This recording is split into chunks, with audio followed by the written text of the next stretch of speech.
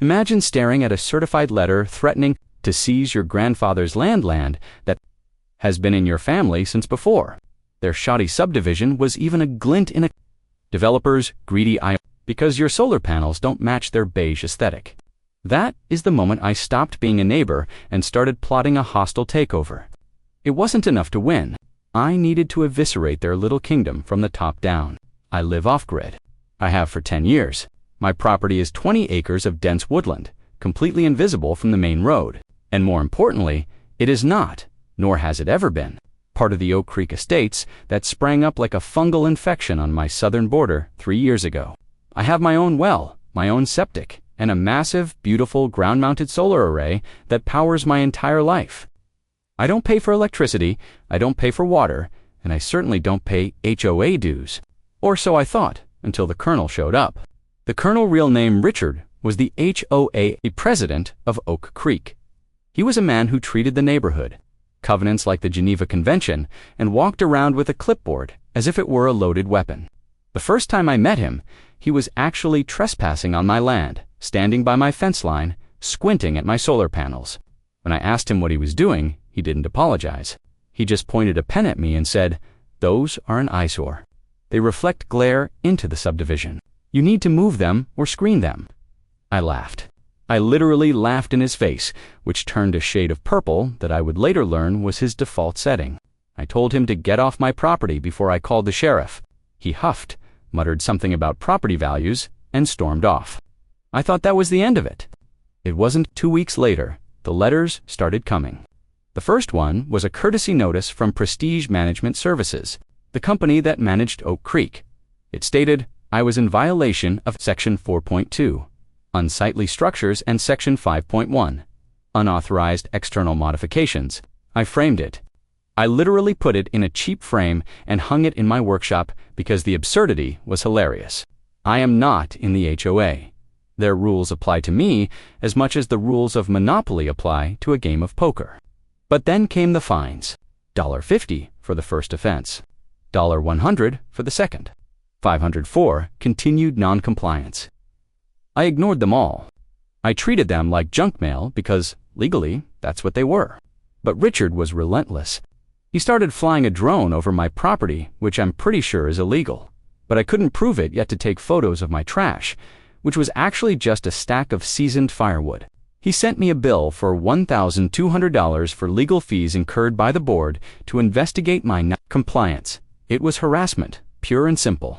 And look, while I get into the nitty-gritty of how this man tried to ruin my life, take a second to look at this footage of my cat, Buster, absolutely destroying a roll of paper towels in the background here. It's soothing, isn't it? Much more soothing than the rage I felt when I received the certified letter that changed everything.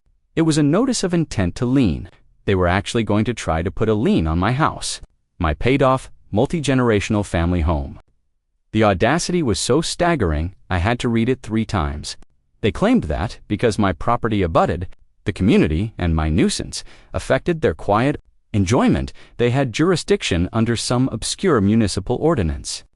Regarding community standards, it was bogus, of course. My lawyer, a shark named Sarah who eats HOAs for breakfast, told me it wouldn't hold up in court for 10 seconds. But fighting it would cost money. Retainers, filing fees, court dates. It would be a grind. And that's what Richard wanted. He wanted to bleed me out until I submitted. I was sitting in Sarah's office, fuming, looking at the letterhead of Prestige Management Services. It looked cheap. The logo was pixelated. And that's when Sarah mentioned something offhand. She said, "You know, it's annoying dealing with Prestige. It's basically a one-man show. A guy named Dave who is trying to retire. He manages 3 neighborhoods and screws them all up. I heard he's looking to sell the client list just to get out from under the debt." My ears perked up. "He's selling?" I asked. Sarah nodded. "Yeah, for peanuts, probably. The business has no assets, just the contracts." I went home and did some digging. Prestige Management Services was an LLC in bad standing. Dave, the owner, was tired, broke, and overwhelmed by people like Richard calling him 5 times a day. I looked at my savings. I had been saving for a new tractor and a barn extension. I had a decent chunk of change. I called Dave the next morning. I didn't say who I was. I just said I was an investor, looking to acquire small property management portfolios. We met for coffee. Dave looked like he hadn't slept in a week. He showed me the books. They were a mess, but there it was, the contract for Oak Creek Estates. It was his biggest contract, paying him $4,000 a month to manage their finances, send their letters, and deal with their vendors. I asked him, does the contract allow the management company to audit the HOA board? Dave laughed. Yeah, standard clause. We can audit them any time to ensure fiscal responsibility. Never done it, though. Too much work, I asked. Does the management company have the power to freeze funds if irregularities are found? Sure, Dave said. It's in there. Section 12. I made him an offer right there. It was low, insultingly low, but I offered cash, and I offered to take on his outstanding liabilities. He signed the papers 3 days later. I owned Prestige Management Services. I owned the company that was sending me fines. I owned the company Richard yelled at every day, and Richard had no idea. Now, before we get to the nuclear explosion that followed, please don't forget to watch the entire video until the end.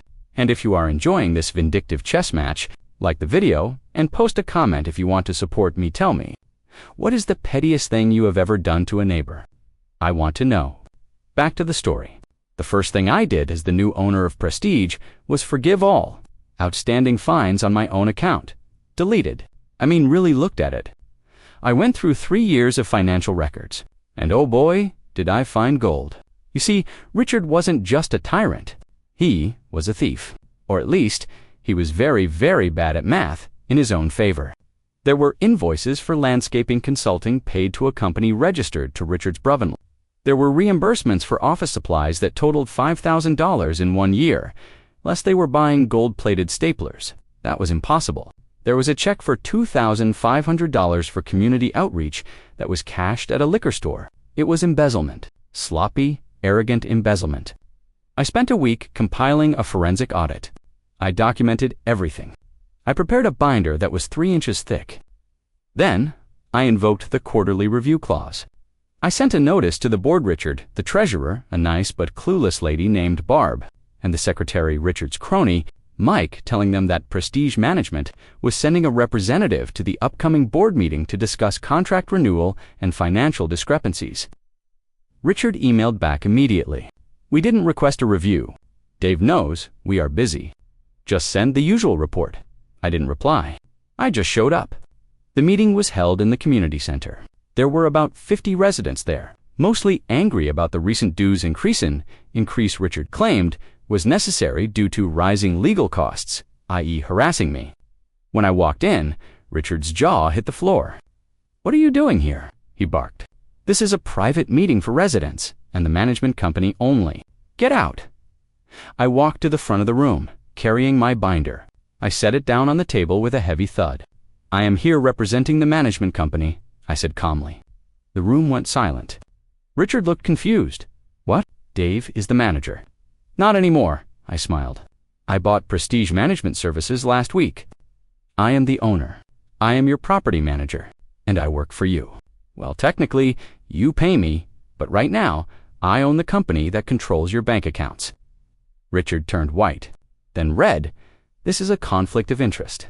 You can't do this. I'll fire you. Actually, I said, opening the binder, according to the contract you signed, you need a majority vote of the homeowners to terminate the management company without cause. Or you have to pay a termination fee of $50,000. Do you have $50,000, Richard? Because looking at these books, the HOA is broke. The residents started murmuring. Broke, someone shouted. We just paid a special assessment. Exactly, I said, turning to the audience. And I'm here to tell you where that money went. I started reading. I projected the invoices onto the wall. I showed the payments to the brother-in-law. I showed the liquor store checks. I showed the $1,200 legal fee that was actually just a check written to cash. The room erupted. People were standing up, shouting. Barb, the treasurer, looked like she was going to faint. She kept saying, I just signed what Richard told me to sign. Richard tried to shout over them. He's lying. He's a squatter. He's trying to destroy our community. I'm not a squatter, Richard. I said into the microphone. I'm the guy who just froze the HOA's operating account pending a fraud investigation. Oh, and by the way, as the management company, I am exercising my right under Article 9 to suspend the board of directors immediately for gross negligence and fiduciary malfeasance until a new election can be held. I looked at the crowd. Who wants to second that motion? Every hand in the room went up.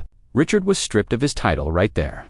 He stormed out, threatening to sue me, sue the neighborhood, sue God himself. The police were called in on me, but by the residents, to file a report against Richard. In the aftermath, the fallout was glorious. Richard was investigated for fraud. He ended up having to sell his house to pay back the misappropriated funds and legal fees. He moved to a condo in Florida. I hope they have a strict HOA. The new board was elected sane people, mostly. I stayed on as the management company for exactly 1 month. I helped them transition to a new, legitimate company, handed over the clean books, and then dissolved Prestige Management Services. I didn't want to be a property manager. I just wanted to be left alone. But I did keep one souvenir. I kept the notice of violation Richard had sent me. I framed it next to the bill of sale for his management company. It's a reminder that sometimes the best way to get someone off your back is to buy the saddle they're riding on. Now, speaking of people who don't know when to quit, that brings me to a second quick story about a boss I once had who thought he could outsmart a union contract. This was years ago, before the off-grid life, when I was working at a print shop. Let's call the manager Steve. Steve was the kind of guy who would time your bathroom breaks and deduct them from your lunch. He was obsessed with efficiency, but didn't know how to run a printer to save his life. We had a rush job policy. If a client wanted something in under 24 hours, there was a 50% up. That money was supposed to go into a pool for the guys staying late to run the machines. It was the only reason we agreed to do rush jobs. Well, Steve decided that the rush fee was actually a management expediting fee and started pocketing it. We found out when a client mentioned how expensive the rush fee was, and we realized we hadn't seen a dime of bonus pay in 6 months. I was the shop steward. I went to Steve. I was polite. I said, "Steve, the guys are upset. The contract says rush fees are shared." Steve looked at me, smirked, and said, "The contract says applicable fees. I decide what's applicable. If you don't like it, don't work the overtime." So, we didn't.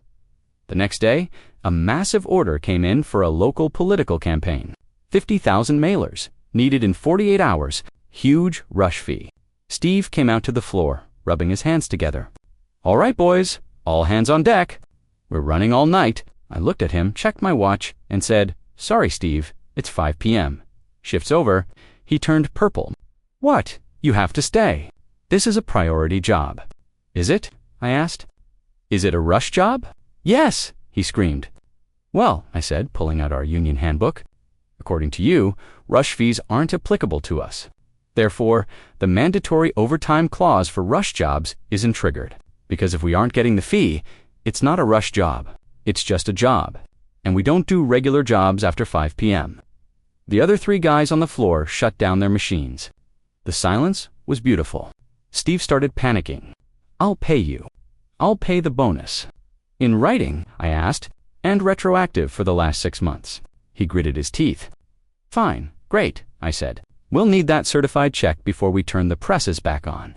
He had to run to the bank, cut a cashier's check for nearly $8,000 in back pay, and hand it to me before we lifted a finger. We finished the job at 4 a.m. Steve was fired 2 months later because corporate found out he was creating hostile work environments and risking major contracts. The moral of the story: whether it's an HOA tyrant or a print shop manager, always read the fine print. They bank on you not knowing the rules. But when you know the rules better than they do, you don't just win the game, you own the board. That is exactly what happened with Richard and the HOA. The peace and quiet I have now is sweeter than ever. The birds chirp, the wind rustles through the trees, and my solar panels soak up the sun without a single complaint from the neighbors. The subdivision is still there, of course. I can see the roofs through the trees in the winter, but they don't bother me anymore. In fact, the new board president sent me a Christmas card last year. It said, "Thanks for cleaning house. P.S. Your solar panels look fine." I didn't reply, but I did smile. Sometimes you have to go nuclear to get a little peace. You have to be willing to escalate when they think they have the upper hand. You have to be willing to buy the company, audit the books, and stand in front of a room full of strangers and tell the truth. It's not about revenge, really. It's about justice. Okay, maybe it's a little bit about revenge. The look on Richard's face when I put that binder on the table was worth every penny I spent on that failing company. It was the best investment I ever made. So, to anyone out there dealing with a Richard or a Steve, or anyone who thinks they can bully you because they have a little bit of power, don't just get mad. Get smart, read the bylaws, check the public records, find the leverage, and if you have to, buy the whole damn company. Because the only thing better than living off-grid is living rent-free in your enemy's head. If you enjoyed this story of absolute domination, please hit that like button. It really helps the channel grow and allows me to find more stories like this. And don't forget to subscribe and turn on notifications so you never miss a dose of malicious compliance and pro-revenge. I want to hear from you in the comments. Have you ever had a power-tripping HOA try to fine you for something ridiculous? Did you fight back? Or did you just move? Let me know down below. And seriously, what did you think of the cat video? Mittens is a star. Thanks for watching, and remember, the best revenge is living well, and maybe conducting a forensic audit on your enemies. See you in the next one.